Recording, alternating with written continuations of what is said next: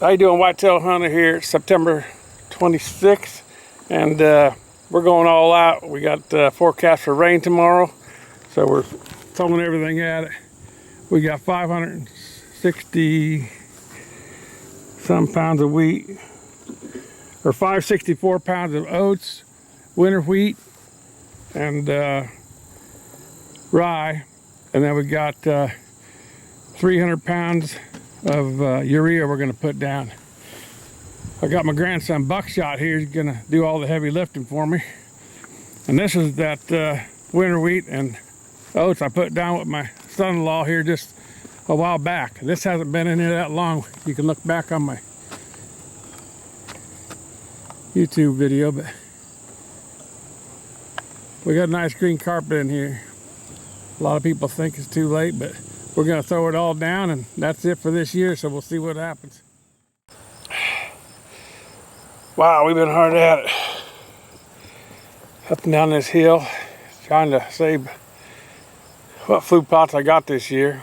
Of course, the clover, that's all, doing all right. But today, helping my little helper, but we got a bunch of stuff put down here.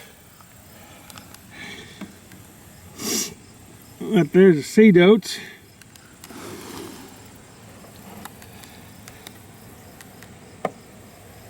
There's the winter wheat. Winter wheat comes in 60-pound bags. And then you got your out of the way. Your winter rye. Now back in the hole in the wall we had winter rye and oats only, but we went ahead and put some wheat in there today, more rye and some more oats. And then anything that had bare spot up here, we did the same thing to it. I got those bags for down on the bottom 40, or the bottom couple acres. This is my Brassica plot up top.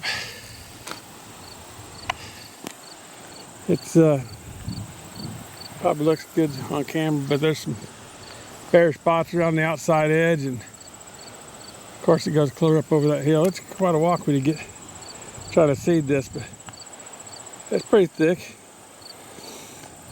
But I'm worried about the growth.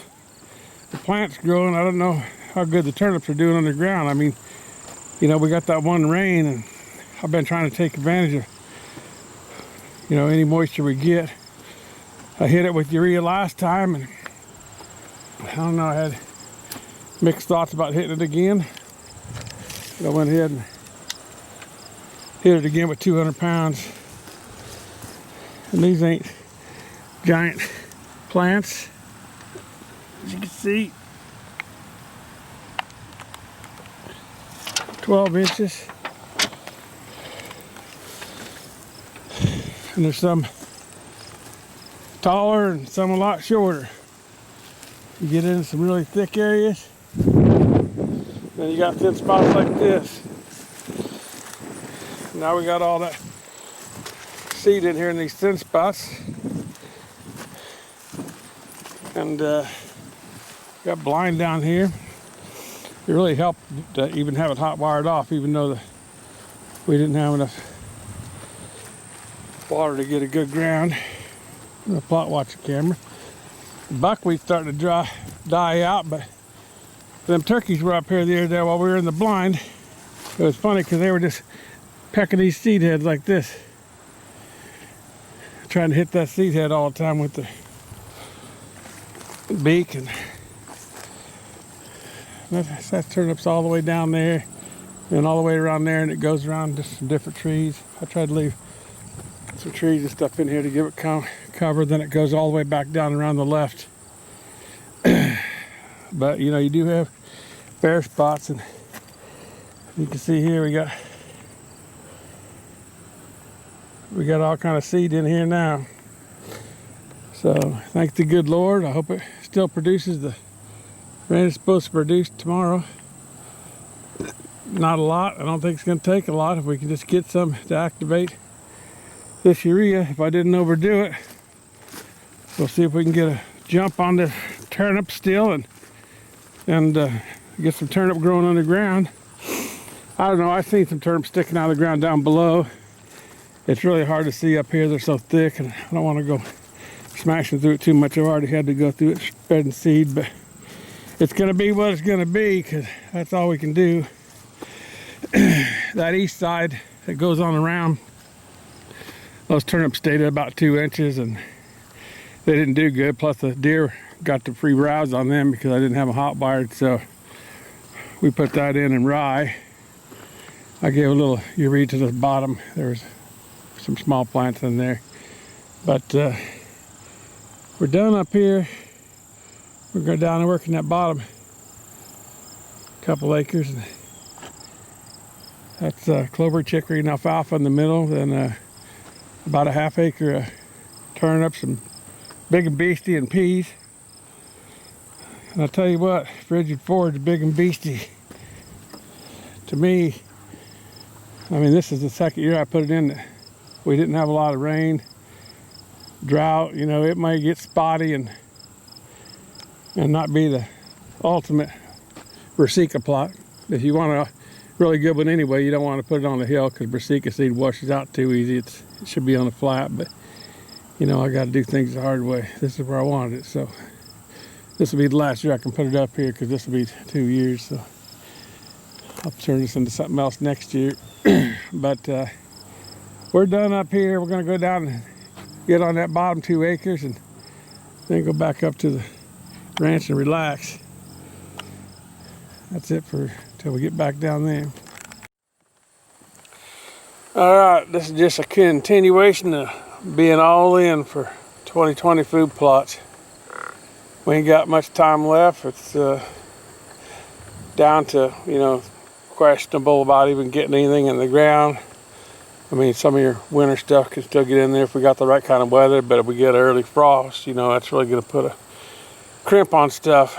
But I'm down here on the bottom couple acres down below the ranch, and it consists of Whitetail Institute, of course my clover plot, and I post-plus that grass out of it a while back, and I bought some slay. I'm gonna slay the top 3 acres off too up there on the back 40, and I can't do nothing about this grass around the edge because it's too close to the turnips, but I'm gonna slay this out too as soon as it drops the wind down. But as I told you before, I added this ½ acre over here of food plot, and that's all big-n-beasty, and I put peas in with it.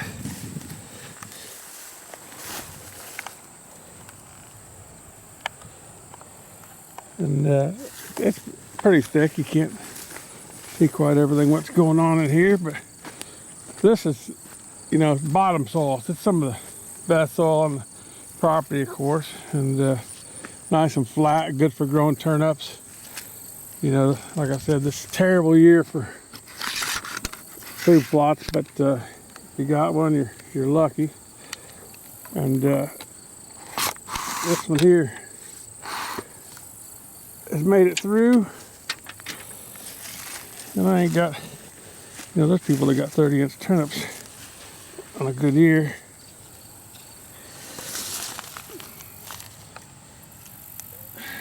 I'm probably 15 inches down here maybe. But that's just in one spot. And last time, you know, the only other rain we got, I hit it with urea before that rain, and they looked pretty small until I hit them. And there's some more peas. And so the urea really made them pop up.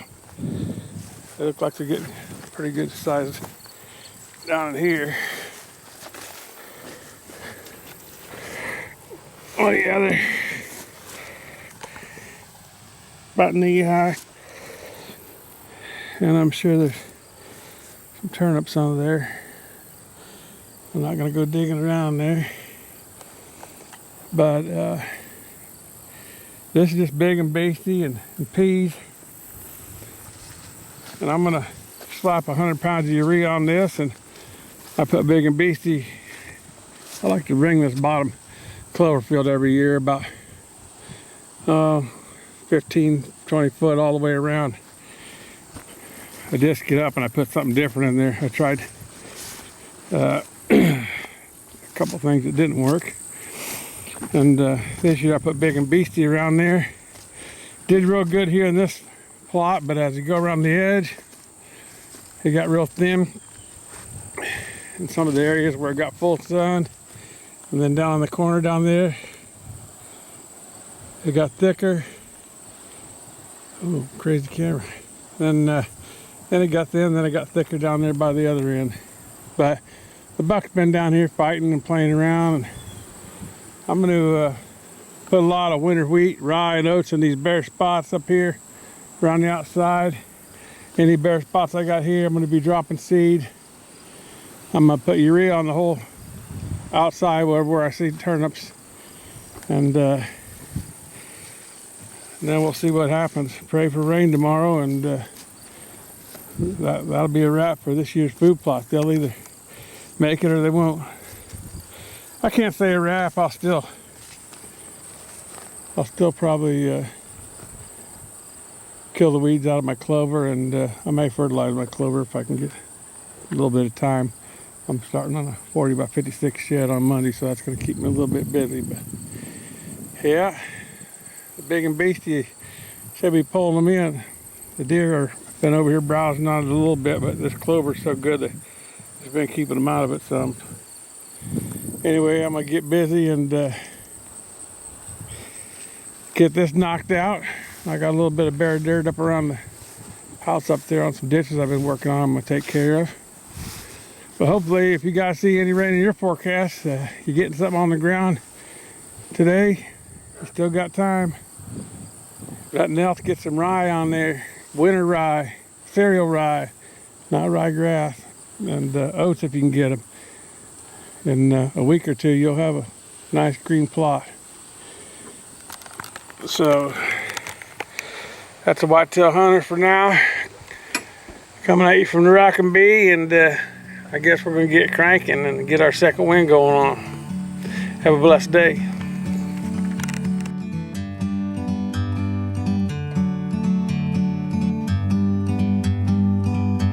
Like a bird on a tree, I'm just sitting here. I got time, it's clear to see. From up here, the world seems small. We can sit together